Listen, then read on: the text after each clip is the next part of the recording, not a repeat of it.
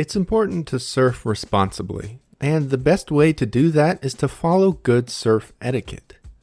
Surf spots can be so crowded that without some form of structure, things would just descend into absolute chaos. Without a loose code of etiquette, surfing wouldn't be safe or fun for anyone.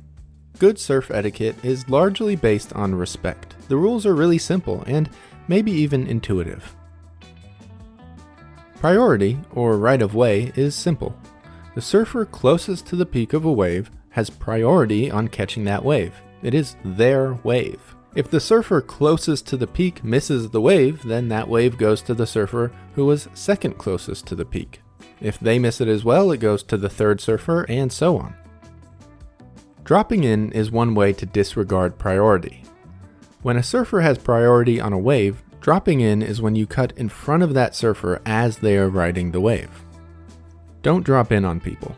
There are enough waves for everyone, and dropping in is both dangerous and disrespectful. Snaking is when a surfer paddles around another surfer to get into the priority position. It's a way to steal priority from another surfer at the very last moment. It is one of the lowest things you can do in the water. Don't snake. Make sure that you respect those around you. Try to avoid conflict and do your best to keep the peace, whether you're riding a wave, paddling out, or just hanging around on your board. Be nice. If you aren't respectful or courteous to other surfers, everyone is going to have a bad time. There are some things to keep in mind when paddling out to a break.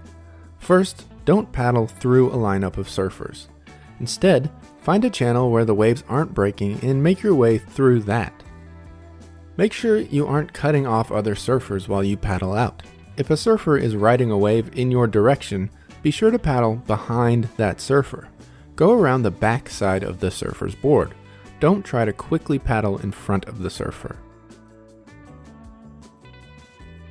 This one is pretty simple. Don't litter, don't vandalize. It's important to surf only where your ability permits. Attempting to surf waves that are bigger than you can realistically ride is dangerous, irresponsible, and a little bit selfish. By trying to go above your actual skill level, you're endangering yourself, you're endangering other surfers, and you're kind of wasting perfectly good waves. It's just easier to catch waves on a longboard.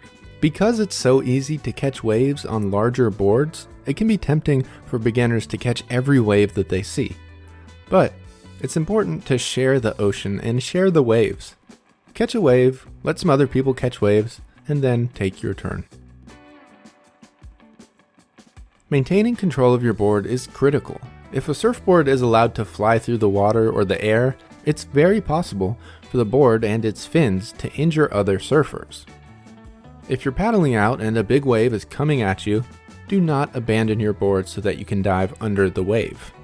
If you toss your board and someone is paddling behind you, you could do some very serious damage. Of course, you're going to fall off the board eventually. When this happens, get to the surface and then try to find your board as quickly as you can. Those around you may or may not be more cautious after they see you fall off your board.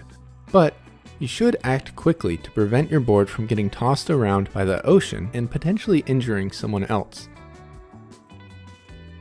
On the water, communication and an apology can go a very long way. Mistakes happen, and the truth is that everyone has accidentally disobeyed surf etiquette once or twice. So when, and probably not if, it happens, be sure to apologize. It's just good manners.